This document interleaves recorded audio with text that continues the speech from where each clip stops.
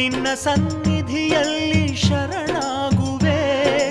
ಒಂದೇ ಮನದಿ ತಂದೆ ಎನ್ನಲು ಬಂದು ಕೈ ಹಿಡಿವೆ.